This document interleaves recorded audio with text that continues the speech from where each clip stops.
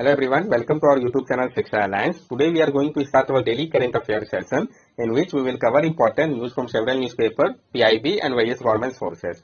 So let's begin our session. Our first topic is Grievance Appellate Committee portal. तो हम जानेंगे GSC portal के बारे में, Grievance Appellate Committee portal के बारे में.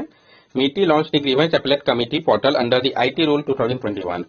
जो MeitY है उसने लॉन्च किया है grievance appellate committee portal GAC portal को आईटी रूल 2021 के अंतर्गत. इसका पर्पस क्या है? ये अलाउ करेगा पीपल को जो कि डिससेटिस्फाइड है कंप्लेन से सोशल मीडिया कंपनी को लेकर कंटेंट को टेक डाउन रिक्वेस्ट के लिए जो उन्होंने किया था, तो वो क्या है, जो 3 कमेटी कंस्टिट्यूट किया गया है गवर्नमेंट के द्वारा, उनके पास रिक्वेस्ट कर सकते हैं. बैकग्राउंड क्या है इसका पहले हम उसको समझते हैं.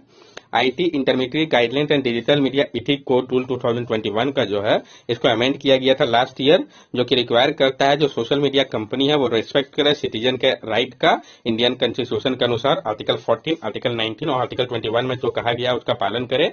3 committee were form to receive complain to put this amendment into action. और 3 कमिटी को फॉर्म किया गया है जो कि रिसीव करेंगे कंप्लेन को ताकि ये जो अमेंडमेंट किया गया है उसको एक्शन में लाया जा सके. नेक्स्ट टॉपिक हमारा legislature facing disqualification can't attend floor test supreme court. Supreme court ने कहा है कि जो लेजिस्लेचर है जिनको सामना करना पड़ रहा है डिस्क्वालिफिकेशन का, वो नहीं अटेंड कर सकते फ्लोर टेस्ट को. तो ऐसा क्यों कहा गया हम इसको समझेंगे. फिर एंटी डिफ्लेक्शन होता क्या है इसको भी जानेंगे, काफी इंपॉर्टेंट टॉपिक है ये. According to Chief Justice of India, allowing an MP or an MLA who is facing disqualification under the anti-defection law to participate in a floor test caused by its own doing will defeat the very purpose of this 10th schedule. Chief justice of India के अनुसार अलो करना MP को या MLA को जिनको सामना करना पड़ रहा है डिस्क्वालिफिकेशन का एंटी डिफेक्शन लॉ के कारण पार्टिसिपेट अगर वो करते हैं फ्लोर टेस्ट में तो अपने खुद के गलती के कारण, तो ये मेन जो पर्पस है 10th शेड्यूल का इसको हरा देगा. 10th शेड्यूल में है क्या, एंटी डिफेक्शन लॉ है क्या, इसको हम समझते हैं. Introduced through 57 Amendment Act of 1985, inserted in the 10th schedule of the Indian Constitution. जो एंटी डिफेक्शन लॉ है इसको इंट्रोड्यूस किया गया था 52nd अमेंडमेंट एक्ट 1985 के माध्यम से, इंसर्ट किया गया 10th शेड्यूल को इंडियन कॉन्स्टिट्यूशन में. It laid out in process of disqualification on ground of defection. ये बताता है जो प्रोसेस है डिस्क्वालिफिकेशन का ग्राउंड ऑफ डिफेक्शन को लेके. The presiding officer has the authority to disqualify a member on proven ground of defection. और जो प्रेसाइडिंग ऑफिसर होंगे उनके पास अथॉरिटी होगा कि वो डिस्क्वालीफाई कर सकते हैं मेंबर को अगर प्रूव होता है जो ग्राउंड है डिफेक्शन का. To prevent the legislature from changing their political affiliation during their tenure in office. और रोकने के लिए लेजिस्लेचर को कि वो नहीं चेंज करे अपने पॉलिटिकल एफिलिएशन को अपने टेन्यूर के दौरान जब तक वो ऑफिस में रहे. नेक्स्ट टॉपिक है हमारा 3 national flagship program launch. 3 national flagship program को लॉन्च किया गया है. किस मिनिस्ट्री के द्वारा लॉन्च किया गया, इस प्रोग्राम में क्या है, ये काफी इंपॉर्टेंट हो जाता है. तो union ministry of fishery, animal husbandry and dairying launch 3 national flagship program. जो आपका यूनियन मिनिस्ट्री है fishery, animal husbandry and dairying की, इन्होंने लॉन्च किया है 3 नेशनल फ्लैगशिप प्रोग्राम को. इन तीनों प्रोग्राम के बारे में हम एक एक करके जानेंगे. पहला प्रोग्राम है आपका genetic improvement program of Indian white shrimp. जो आपका जेनेटिक इंप्रूवमेंट प्रोग्राम है इंडियन व्हाइट श्रिम्प के लिए, जिसको हम पेनियस इंडिकस के नाम से भी जानते हैं. तो आवश्यकता इसकी क्यों पड़ी. Currently, shrimp farming predominantly depend on one exotic specific pathogen-free stock of Pacific white shrimp species. अभी क्या है, जो श्रिम्प का फार्मिंग है ये मेनली आपका डिपेंड करता है एक exotic specific pathogen free stock of Pacific white shrimp species के ऊपर. फीचर्स क्या होगा इसका. अंडर पीएम मत्स्य संपदा योजना the ministry will establish a national genetic improvement facility for shrimp. This will help diversify the species of shrimp and promote indigenous species. जो आपका PM मत्स्य संपदा योजना है उसके अंतर्गत जो मिनिस्ट्री है वो स्टैब्लिश करेगी एक नेशनल जेनेटिक इंप्रूवमेंट फैसिलिटी को श्रिम्प के लिए. ये मदद करेगा डाइवर्सिफाई करने में स्पीसीज को श्रिम्प का और प्रमोट करेगा इंडिजिनस स्पीसीज को. Ministry also laid the foundation stone of the genetic improvement facility.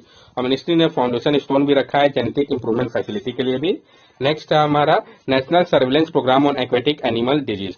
तो जो आपका दूसरा था national surveillance program aquatic animal disease के लिए, इसकी आवश्यकता क्यों पड़ी, इसका क्या फीचर्स, इसको भी हम समझेंगे. तो जरूरत क्यों पड़ी. Despite India being one of the largest fish producing countries, aquatic disease cost over 7,000 crore yearly. Therefore, early detection and managing the spread of disease are considered crucial for controlling the disease. India जो है वो one of the largest fish producing country में से एक है, लेकिन aquatic disease के कारण 7,000 करोड़ का हर एक साल नुकसान होता है. इस कारण अगर अर्ली डिटेक्ट कर लिया जाए और मैनेज कर दिया जाए स्प्रेड होने से डिजीज को, ये काफी इंपॉर्टेंट होगा कंट्रोल करने में डिजीज को. फीचर्स इसका क्या है. The program central sector scheme has been running since 2013. It was made part of Pradhan Mantri Matsya Sampada Yojana. Under phase 2 the ministry will develop national information system on aquatic disease at the pan India level. ये जो programme है central sector scheme के अंतर्गत आता है, ये 2013 से ही चल रहा है। इसको प्रधानमंत्री मत्स्य संपदा योजना के अंदर लाया गया है। फेज 2 के अंतर्गत जो मिनिस्ट्री है वो डेवलप करेगी नेशनल इन्फॉर्मेशन सिस्टम को एक्वेटिक डिजीज के लिए पैन इंडिया लेवल पे। Strengthening the farmer based disease surveillance system, ये मजबूत करेगा जो farmer based disease surveillance system, उसको ये इंश्योर करेगा कि जो डिजीज है उसको रिपोर्ट किया जाए, इमीडिएटली इन्वेस्टिगेट किया जा सके और फार्मर जो है वो रिसीव करे साइंटिफिक असिस्टेंस को। जो आपका तीसरा जो था shrimp crop insurance product development by ICAR CIBA, जो आपका श्रिम्प क्रॉप इंश्योरेंस प्रोडक्ट जिसको डेवलप किया गया है आईसीएआर सीबा के द्वारा, तो इसकी आवश्यकता क्यों पड़ी? तो shrimp farming is label as a risky venture and banking and insurance institution are caution about taking up business in this shrimp sector. जो श्रिम्प फार्मिंग है इसको लेबल किया गया एक रिस्की वेंचर के तौर पे। इस कारण जो बैंकिंग और इंश्योरेंस इंस्टीट्यूशन है ये काफी ध्यान रखते हैं इस टाइप के बिजनेस के ऊपर श्रिम्प सेक्टर को पैसे देने के पहले। फीचर्स क्या है? तो फार्मर को कंपनसेट किया जाएगा 80% लॉस तक इनपुट कॉस्ट का, अगर टोटल लॉस हो जाता है श्रिम्प क्रॉप का। तो अगर लॉस मोर देन 70% है तो उसको टोटल क्रॉप लॉस माना जाएगा। अचीवमेंट की अगर हम बात करें इसकी, तो इंडिया ने अचीव किया है अबाउट 430% ग्रोथ श्रिम्प के प्रोडक्शन में लास्ट डिकेड के दौरान, और जो बिजनेस है वो काफी ज्यादा प्रॉफिटेबल है, जिसके कारण ग्रोथ और स्टेबिलिटी जो है श्रिम्प फार्मिंग सेक्टर में काफी है। फिशरी सेक्टर इन इंडिया, तो जो हमारा फिशरी सेक्टर है इसके बारे में भी हम जान लें। India is the second major producer of fish through aquaculture in the world. India is the fourth largest exporter of fish in the world at it contribute 7.7% of the global fish production. India second major producer of fish का aquaculture में, aquaculture के लिए world का, और चौथा largest exporter भी है fish का पूरे वर्ल्ड में। इंडिया जो है वो कंट्रीब्यूट करता है 7.7% ग्लोबल फिश के प्रोडक्शन में। नेक्स्ट टॉपिक है हमारा एडिनो वायरस। जानेंगे एडिनो वायरस के बारे में, पहले भी इस टॉपिक को कंसीडर कर रखा हम लोगों ने, इसका क्या सिम्टम्स है क्या है सब कुछ समझेंगे डिटेल्स में। West Bengal is in the grip of unprecedented adenovirus outbreak. West Bengal जो है उसमें देखा जा रहा है एक अनप्रेसिडेंटेड एडिनो वायरस के आउटब्रेक को। Adenovirus member of the family adenoviridae are medium size non envelope without an outer lipid bilayer virus with an icosahedral nucleocapsid containing double stranded DNA genome. Their name derived from their initial isolation from human adenoid in 1953. जो adeno virus आपका ये member जो है family एडिनोविरिडा उसको belong करते हैं। ये medium size होता है, नॉन इन्वेलप होता है, यानी इनका आउटर लिपिड बाइलेयर नहीं होता है। ये आइसोसेड्रल न्यूक्लियोपैलिसेड होते हैं जो कंटेन करते हैं डबल स्ट्रैंडेड डीएनए जीनोम को। इनका जो नाम है वो इनिशियल आइसोलेशन जो इनको किया गया था ह्यूमन एडिनोइड से 1953 पे, उसी के कारण पड़ा है। एडिनो वायरस जो है वो बहुत ज्यादा कॉन्टेजियस है। इन्फेक्शन जो कॉमन है अगर क्लोज कांटेक्ट होता है, जैसे कि child care centre, school, hospital, summer camp से। सिम्टम्स की अगर बात करें तो क्या सिम्टम्स होता है इसका? कॉमन कोल्ड और फ्लू लाइक सिम्टम्स हो सकता है, फीवर हो सकता है, सोर थ्रोट हो सकता है, acute bronchitis, inflammation of the airway of the lungs sometime called chest cold. Acute bronchitis भी देखा जा सकता है जिसमें इन्फ्लेमेशन हो जाता है जो एयरवेज होता है हमारे लंग्स का, कभी कभी जिसको चेस्ट कोल्ड भी हम कहते हैं। Pneumonia, infection of the lung, pink I, conjunctivitis, acute gastrointestinal inflammation of the stomach और intestine causing diarrhea, vomiting, nausea and stomach pain, ये सारे इसके सिम्टम्स है। अगर हम ट्रीटमेंट की बात करें, there is no specific treatment for an adenovirus infection. The route is largely one of the providing supportive care. अभी क्या है, कोई भी स्पेसिफिक ट्रीटमेंट नहीं है एडिनोवायरस इन्फेक्शन के लिए। जो रूट है वो मेनली क्या है कि प्रोवाइड किया जाए उनको सपोर्टिव केयर को। नेक्स्ट टॉपिक है हमारा स्वेट, पीआईबी के न्यूज जानेंगे हम स्वेट के बारे में।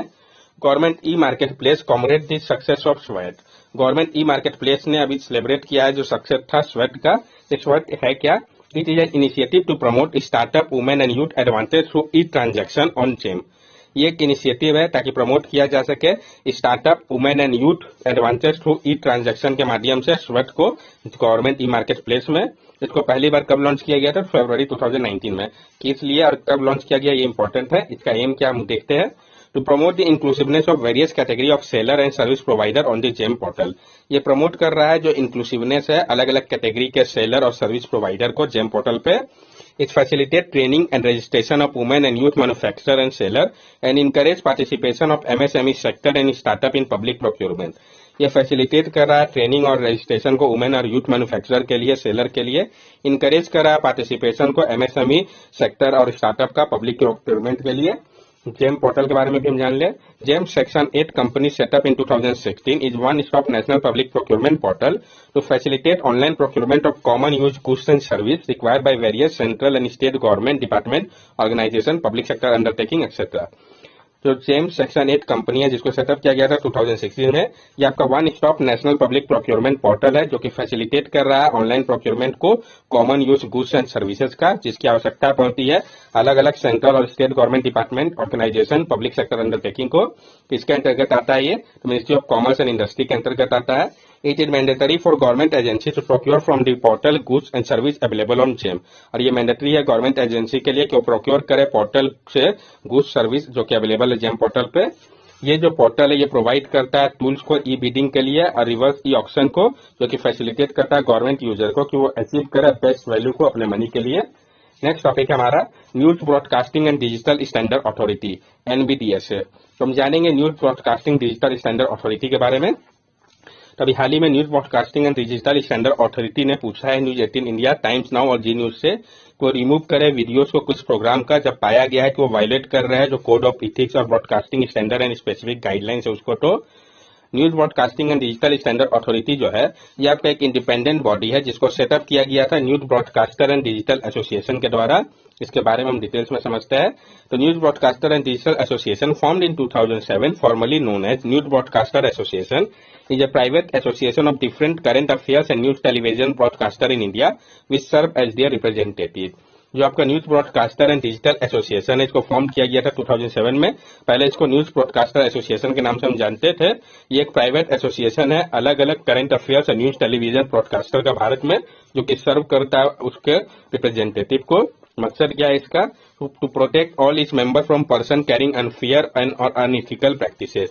ये प्रोटेक्ट करता है इसके सारे मेंबर को जो कि वो नहीं कैरी करे अनफेयर या अनइथिकल प्रैक्टिसेस को।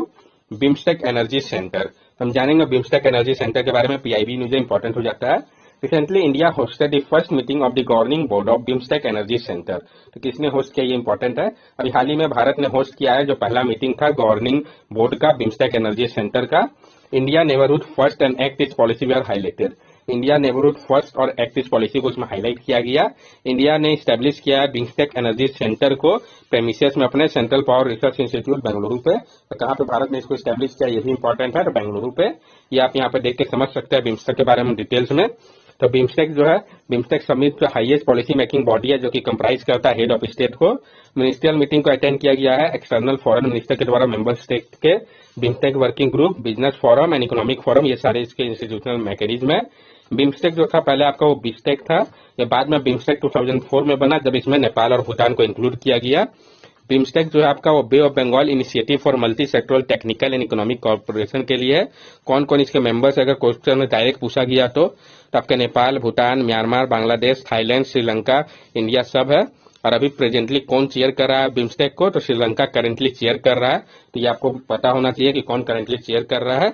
अब फर्स्ट समिट आपका कहाँ पे हुआ था? तो थाईलैंड में हुआ था। क्या इंपॉर्टेंस है बिम्स्टेक का? ये अकाउंट करता है 22% वर्ल्ड के पॉपुलेशन को। कंबाइंड जीडीपी जो है वो आपका $2.7 ट्रिलियन का है। 1/4 जो वर्ल्ड का ट्रेडेड गुड्स जो है वो क्रॉस करता है इसी बेस से हर एक साल। 6 फोकस एरिया जो इसके वो कौन कौन है? Trade, technology, energy, transport, tourism और फिशरी, जिसके ऊपर इसका फोकस है। और इसको फाउंड कब किया गया था? 1997 में बैंकॉक डिक्लेरेशन के माध्यम से। अब सार्क और बिम्स्टेक में अंतर क्या है? तो सार्क है आपका south Asian association for regional corporation. ये जो है रीजनल ऑर्गेनाइजेशन है साउथ एशिया का, जबकि बिम्स्टेक जो आपका या इंटर रीजनल ऑर्गेनाइजेशन है south Asia plus south east Asia. SAARC को स्टैब्लिश किया गया था 1985 में साइन करके सार्क चार्टर को ढाका पे, जबकि बिम्स्टेक को स्टैब्लिश किया गया था 1997 में बैंकॉक डिक्लेरेशन के माध्यम से। ये जो है सार्क ये mistrust, suspicion, plague by regional politics, asymmetric power balance, इन सब इश्यू को देखता है, जबकि बिम्स्टेक मेंबर जो है वो मेंटेन करता है रीजनेबल फ्रेंडली रिलेशन को और इंटर रीजनल ट्रेड को, और ये इंक्रीज हुआ है 6% तक डिकेड के अंदर। नेक्स्ट टॉपिक है हमारा अंडरस्टैंडिंग दी विंस्टर फ्रेमवर्क। तो हम जानेंगे जो कहा गया है कि समझने की बात है विंस्टर फ्रेमवर्क को। तो क्या है ये? यूके और यूरोपियन यूनियन ने अभी हाल ही में अनाउंस किया है विंस्टर फ्रेमवर्क को, जो कि एक propose both Brexit legal agreement है। यानी क्या है? ये एक पोस्ट ब्रेक्सिट लीगल एग्रीमेंट है। ये एड्रेस करेगा जो प्रॉब्लम अभी मूवमेंट्स ऑफ गुड्स को लेकर यूरोपियन सिंगल मार्केट और यूनाइटेड किंगडम के बीच में करंट नॉर्थर्न आयरलैंड प्रोटोकॉल के कारण। नॉर्थर्न आयरलैंड प्रोटोकॉल जो है ये अलाउ करता है यूरोपियन यूनियन के कस्टम रूल को कि वो अप्लाई करेगा पूरा नॉर्थर्न आयरलैंड पे। ये जो फ्रेमवर्क होगा ये अलो करेगा फ्री ट्रेड को ग्रेट ब्रिटेन और नॉर्थर्न आयरलैंड के बीच में, उपयोग करके ग्रीन और रेड लैंड्स का जो गुड्स फ्लो करेंगे नॉर्थर्न आयरलैंड से, ग्रीन गुड्स जो कि स्टे करेंगे नॉर्थर्न आयरलैंड में, और रेड वैसे के लिए जो कि यूरोपियन यूनियन में जाएंगे। तो आप यहाँ पर देख सकते हैं ग्रीन लैंड और जो रेड लैंड ये कर रहा है, अलग अलग इसको डिफ्रेंशिएट कर रहा है। इससे क्या होगा, तो जो ट्रेड बैरियर है वो लोअर होगा। तो नॉर्थर्न आयरलैंड में क्या होगा, ग्रीन लैंड होगा यूके गुड्स के लिए, ट्रेडर्स जो है वो कंप्लीटली सिंगल सर्टिफिकेट पर कर सकते हैं रेदर देन मल्टीपल फॉर्म पर लोड के लिए।